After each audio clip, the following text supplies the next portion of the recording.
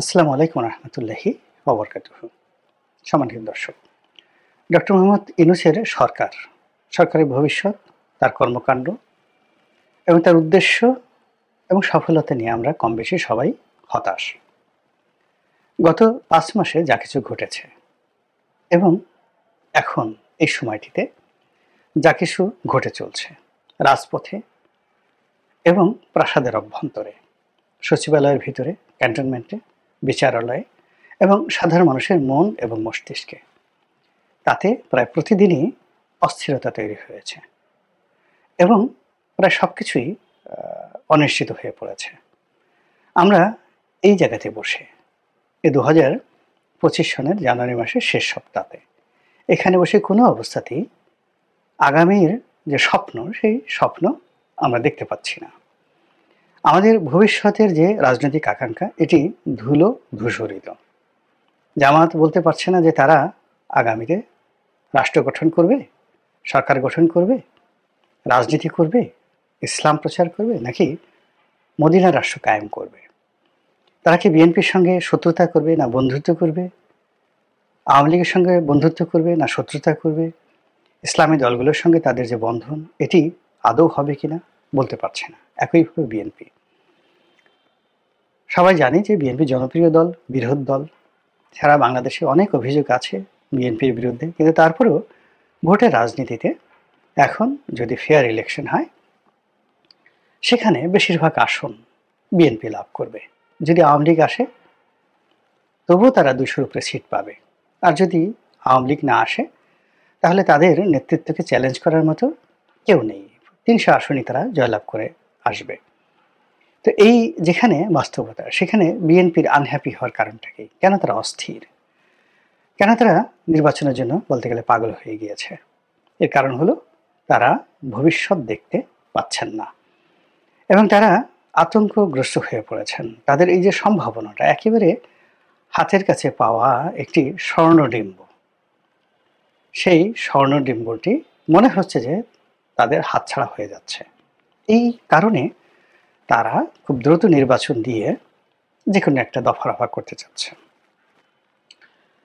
অন্যদিকে যারা এই বিপ্লবের নায়ক, সমন্বয়ক, তাদের একটা বিরাট স্বপ্ন ছিল একটা দেশ নির্মাণে এবং বিনির্মাণে। তারা অমরত্ব লাভ করতে চেয়েছিলেন, সফলতা দেখাতে চেয়েছিলেন। সেটি এখন ধুলায় ধূসরিত। সমন্বয়ক নামক যে শব্দটি, এটি এখন আর জনপ্রিয় নয় এবং সমন্বয়ক নামে আমাদের এই যে জনপদে চলাফেরা করাটাও এখন আর সম্মানজনক নয়। দ্বিতীয়ত, তাদের মধ্যে যে রাজনৈতিক অভিলাষ দেখা দিয়েছিল, রাজনৈতিক দল তারা গঠন করবেন, আগামীতে যে রাষ্ট্র পরিচালনা, সেখানে তারা গুরুত্বপূর্ণ ভূমিকা পালন করবেন, এমনকি তারা রাষ্ট্র পরিচালনা করবেন, এই যে স্বপ্নটা, এই স্বপ্নটি এখন একেবারে অবাস্তব হয়ে পড়েছে। এরপর এই সরকারের যে অরাজনৈতিক যে অবস্থা, এখানে যারা আছেন বেশিরভাগই মেয়াদ উত্তীর্ণ বয়স্ক মানুষ, যাদের বয়স অল্প, তারা একেবারেই অনভিজ্ঞ এবং তাদের দক্ষতা, প্রথমত অনভিজ্ঞতা আর দ্বিতীয়ত দক্ষতা, সেই দক্ষতা গত 5 মাসে বলতে গেলে খুবই অপ্রত্যাশিতভাবে খারাপ। ফলে এখন ডক্টর মোহাম্মদ ইউনূসের যে সরকার, সেই সরকারকে নিয়ে মানুষ ইতিবাচক কোনো স্বপ্ন দেখে না। সবাই ধরে নিয়েছে এটা ব্যর্থ হবে এবং অযাচিত, অভাবনীয় একটা রাজনৈতিক পরিবর্তন, পট পরিবর্তন, ক্ষমতার পরিবর্তন এখানে অনিবার্য হয়ে পড়েছে। কিন্তু সেটা কিভাবে আমরা জানি না। কেন জানি না? সেটা হলো যে আপনি যখন ভুল করেন, ভুল করার পরে আপনি যখন দিশেহারা হয়ে পড়েন, তখন কোনো অবস্থাতেই আপনি বলতে পারেন না যে আপনি কোথায় যাচ্ছেন, কিভাবে যাচ্ছেন। যেমন ধরুন, সুন্দরবনের মধ্যে গিয়ে আপনি পথ হারিয়ে ফেললেন। তো সুন্দরবনের মধ্যে গিয়ে আপনি পথ হারিয়ে ফেললেন। দ্বিতীয়ত হলো রাত্রি, গভীর রজনী। তো এই গভীর রজনীতে আপনি পথ হারিয়ে ফেললেন সুন্দরবনের মধ্যে। আপনাকে যদি জিজ্ঞেস করা হয় যে আপনি কোথায় আছেন, বলতে পারবেন না। কোথায় যাবেন, বলতে পারছেন না। আপনি নেক্সট গন্তব্য কোথায়, বরং চারিদিকে যে অসংখ্য আতঙ্ক আপনাকে একসাথে একেবারে অক্টোপাসের মতো চেপে ধরবে। তো এই যে বাংলাদেশের যে রাজনৈতিক অঙ্গন, সেই রাজনৈতিক অঙ্গনে এরকম অনিশ্চয়তা, নেক্সট গন্তব্য কী, পরবর্তী স্টেশনটা কী, রাজনীতির ট্রেনটা লাইনচ্যুত হয়ে গেছে, যার জন্য আমরা বলতে পারছি না। যেভাবে শেখ হাসিনা সমস্ত ট্রেনের যে লাইন, রাজনৈতিক ট্রেনের যে লাইন, এটি এলোমেলো করে দিয়েছিল। ফলে তার যে ট্রেন চলছিল, কিন্তু ট্রেন লাইনের উপরে ছিল না, সড়কের উপর দিয়ে, পথের উপর দিয়ে, নদীর ভিতর দিয়ে তার ট্রেন চলছিল। ফলে যা হওয়ার, যে ট্রেন নদীর মধ্যে চলছিল সে ডুবে গেছে, যেটি ক্ষেতের মধ্যে ছিল সেটি আটকে গেছে, আর যেটি রেল লাইনের পাশে পড়ে গিয়েছিল সেটি উল্টে আছে। তো এখনও সেই শেখ হাসিনার যে ভুল এবং ভ্রান্তিগুলো, সেই ভুল এবং ভ্রান্তিগুলো সুদে এবং আসলে এই সময়টিতে আরও বেড়ে গেছে। এবং এখান থেকে বের হওয়ার জন্য যে প্রজ্ঞা দরকার, মেধা দরকার, জনমত দরকার, সম্মিলিত প্রচেষ্টা দরকার, সমবায় দরকার, কোঅপারেশন দরকার, এটি হচ্ছে না। ডক্টর মোহাম্মদ ইউনূস এখানে তার যে টোটাল রাষ্ট্র পরিচালনাটিকে তিনি গ্রামীণ ব্যাংক পরিচালনার মতো করে মনে করেছিলেন, এবং সেভাবে চালানোর জন্য তার আত্মবিশ্বাস ছিল, পরিকল্পনা ছিল, এবং সেভাবে তিনি রিক্রুটমেন্ট করেছিলেন। একটা গ্রামীণ ব্যাংক মডেলের গ্রামীণ বাংলাদেশ।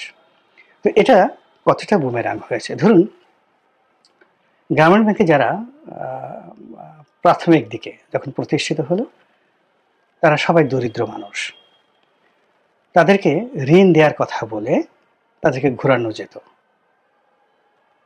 নারী এবং পুরুষ। এবং আমরা দেখেছি যে ঋণ দেওয়ার আগে 1 মাস সেই গ্রামীণ ব্যাংকের যারা সদস্য তারা নিয়মিত হাজিরা দিতেন, তারপরে লেফট রাইট করতেন, পিচিং করতেন, আইন কানুন শুনতেন, ভবিষ্যতে এই 2000 টাকা পেলে কিভাবে ফেরত দিতে হবে, সেইভাবে তারা সমবায়ের ভিত্তিতে কিভাবে ফেরত দিবেন, স্বামী টাকা নিলে স্ত্রীকে দিতে হবে, স্ত্রী টাকা নিলে স্বামীকে দিতে হবে, স্বামী স্ত্রী ফেল করলে ওই যারা সদস্য রয়েছে অন্যান্য সদস্য তাদেরকে দিতে হবে। তো এইভাবে স্বল্প পরিমাণ টাকা দিয়ে একেবারে অন অ্যাভারেজে উচ্চ সুদ আদায় করে 100% সফল হওয়ার যে নিয়ম গ্রামীণ ব্যাংক দেখিয়েছিল, ওটি রাষ্ট্র পরিচালনায় অসম্ভব। যেখানে পুরো ব্যাংকটাকে গিলে খায়, গ্রামীণ ব্যাংকের টোটাল পুঁজি 1000 কোটি টাকা যদি হয়, এই রাষ্ট্র ব্যবস্থাপনায় এক একজনে এস আলম থেকে শুরু করে 1 লক্ষ 1.5 লক্ষ কোটি টাকা চুরি করেছে। তো গ্রামীণ ব্যাংকের ওই 2000 টাকার সেই পুঁজি বিনিয়োগ এবং সেটা ফেরত আনার যে বুদ্ধি, এটা দিয়ে এই চোরদেরকে নিয়ন্ত্রণ করা যাবে না, এটি ডক্টর মোহাম্মদ ইউনূস বুঝতে পারেননি। দ্বিতীয়ত হলো যে এখানে তিনি যেভাবে ঋণ আদায়ের জন্য আবার লেফট রাইট করাতেন, দেখা গেছে যে এই মাসে বা তারা সপ্তাহে একটা কিস্তি দিত, 2000 টাকায় হয়তো 50 টাকা বা 100 টাকা একটা কিস্তি। কোনো মহিলা বা কোনো পুরুষ যদি কিস্তি দিতে না পারতো, তাকে পুকুর সাঁতরাতে বলা হতো, শাস্তি দেওয়া হতো, ঋণ পরিশোধ করতে না পেলে শাস্তি দেওয়া হতো। এরকম অনেক শাস্তি ভোগ করতে গিয়ে অনেকে আত্মহত্যা পর্যন্ত করেছেন।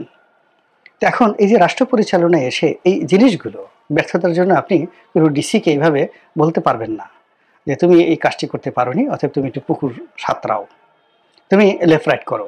কোনো ডিসিকে বাদ দিয়ে আপনি যদি এসপিকে বলেন যে ঠিক আছে তুমি একটু ব্রিজ থেকে ঝাঁপ দাও, সারা বাংলাদেশ তছনছ হয়ে যাবে, মুহূর্তের মধ্যে তছনছ হয়ে যাবে। কিংবা আপনি কোনো সচিবকে সে হযরত উমরের মতো এই বর্তমান জামাতে পিঠের উপরে তার চুরির জন্য, ঘুষের জন্য, দুর্নীতির জন্য আপনি চাবুক মারতে পারবেন না, সময় সেটা নেই। ওগুলো গল্প, মানে হুজুররা গল্প করে যে উমুক গভর্নরকে আল্লাহ রাসূল মানে হযরত উমর চাবুক মেরেছেন, ওটা ওই সময়টাতে সম্ভব ছিল, কিন্তু এটা এখন এই মুহূর্তে সম্ভব না। এখন আপনি এই বাংলাদেশে এসে ঈশা খানকে বসিয়ে দেন, শায়েস্তা খানকে বসিয়ে দেন, সম্রাট আকবরকে বসিয়ে দেন, পারবেন না, এটা হবে না, এই সময়তে হবে না। আকবর যদি এখন এসে কোনো হিন্দু মহিলাকে বিয়ে করে, মানে তাকে ঘরে উঠে এবং বিয়ে না করে সে যদি সেখানে যায়, আবার যদি সে রাজদরবারে বসে বাইজির নাচ শুনে, মানে এরকম কোনো ভিডিও যদি বাংলাদেশে আসে, সে যে বাংলাদেশে সম্রাট আকবর বঙ্গভবনে বসে সে সন্ধ্যার পরে একটু মদ খেয়ে তারপর সে বাইজিদের নাচ দেখছে, আপনি বুঝতে পারেন? সমস্ত মানুষ বাংলাদেশের হুজুররা গিয়ে সেই বঙ্গভবনের ইট একটা একটা করে খুলে নিয়ে আসবে। কাজেই সম্রাট আকবর যে সময় সফল হয়েছেন, তার সময়ের জমানা কে তিনি ফলো করেছেন, আর এখনকার যে জমানা সেই জমানাকে ফলো করতে হবে। কিন্তু ডক্টর ইউনূস যে জমানাটাকে অনুসরণ করেছেন সেটা হলো তিনি সেই জোবরা গ্রাম, তিনি সেই চট্টগ্রাম বিশ্ববিদ্যালয়, তিনি সেই গ্রামীণ ব্যাংক, অর্থাৎ তার যে 1980 সালের যে মডেল চিন্তা চেতনা ধ্যান ধারণা, এই জিনিসগুলো তিনি মানে মস্তিষ্কে ধারণ করেছেন। 2 নম্বর হলো যে তিনি দেশের বাইরে গেছেন, অনেক বড় বড় মানুষের সাথে কথা বলেছেন, এবং বিদেশিদের বা বড় মানুষদের একটা বড় ব্যাপার হলো তারা খুব আশ্চর্য হয়ে যায় বাংলাদেশের মতো একটা দরিদ্র মানুষ থেকে একজন লোক ইংরেজিতে কথা বলছে। এটাই বিদেশের লোকজন খুব অবাক হয়ে যায়। আমরা যখন বিদেশে গিয়েছি, বড় বড় ব্যবসায়ীদের সাথে আলাপ আলোচনা করেছি, ইংরেজিতে কথা বলেছি, তখন আমাদের ইংরেজি শুনে অনেকে খুব আশ্চর্য হয়ে যেত যে আপনি কি ইংল্যান্ডে পড়াশোনা করেছেন কিনা, অক্সফোর্ডে পড়াশোনা করেছেন কিনা, এত ইংরেজি ভালো বলেন কি করে। আসলে আমি বাংলাদেশে আমার চাইতে যারা ভালো ছাত্র তাদের সাথে অনেক খারাপ মানের ইংরেজি বলে, কিন্তু আমাদের দেশ থেকে যারা যায় বিদেশে ম্যাক্সিমামই খুব ছোটোখাটো কাজ করে, মধ্যপ্রাচ্যে ছোট কাজ করে, মালয়েশিয়াতে ছোট কাজ করে, এমনকি ইউরোপ আমেরিকাতেও 90-এর দশকে খুব ভালো কাজ করেন এরকম লোকজন বাঙালিদের মধ্যে ছিল না। এরা বেশিরভাগ ক্ষেত্রে ড্রাইভার করে, ইংরেজি বলতে তাদের খুব কষ্ট হয়, টেনে টেনে বলে। তো সেক্ষেত্রে আমাদের বাংলাদেশ থেকে কোট টাই পরা, ভালো একটা পোশাক পরা কোনো একটা লোক যদি যায় এবং ইংরেজিতে কেতাদুরস্ত কথা বলেন, তখন বিদেশিরা খুব আশ্চর্য হয়ে যায়।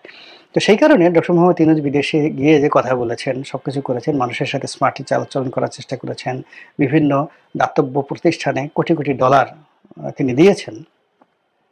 তো এগুলো দেখে বিদেশের খুব আশ্চর্য হয়ে গেছে, আর তিনি নিজেও আশ্চর্য হয়ে গেছেন, মাই গড, এটা এত ইজি। কিন্তু রাজনীতিতে এসে তো আর সেটা তিনি এখন দেখাতে পারছেন না, প্রয়োগ করতে পারছেন না, ফলে তার জন্য সব কিছু বুমেরাং হয়ে গেছে। এখন তিনি কি ব্যর্থ হবেন? সবচেয়ে বড় কথাটা হলো যে তিনি কি করবেন না করবেন, ব্যর্থ হবেন কি না হবেন সময় বলে দেবে। আমি হতাশ হতে চাই না। আমার ব্যক্তিগত জীবনে হতাশার পরিমাণ নাই বললেই চলে। আমি সারাটা জীবন পরিশ্রম করেছি, এবং যখন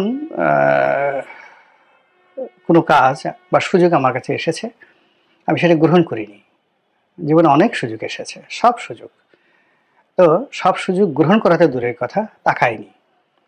এর কারণ হলো যখনই আমার কাছে কোনো একটা সুযোগ এসেছে আমি প্রথম দেখেছি যে আমি এটার উপযুক্ত কিনা, দ্বিতীয়ত আমি এটা হজম করতে পারবো কিনা, তৃতীয়ত আমি এটা পরিচালনা করতে পারবো কিনা, এরপর এটি আমার সম্মান মর্যাদা বাড়াবে না কমাবে, এই জিনিসগুলো চিন্তা ভাবনা করেছি। ফলে কি হলো, আমার জীবনে যত সুযোগ এসেছে তার 90% সুযোগে আমি রিফিউজ করেছি, 10% সুযোগ আমি অ্যাভেল করেছি। ফলে আমার বন্ধুদের মতো আমি হয়তো খুব বড় মন্ত্রী এমপি হইনি, বা আমার বন্ধুদের মতো আমি একেবারে হাজার কোটি টাকার যাকে বলা হয় ব্যবসায়ী হইনি, মালিক হইনি, কিংবা আমার বন্ধুদের মতো খুব নামকরা সম্পাদক হইনি।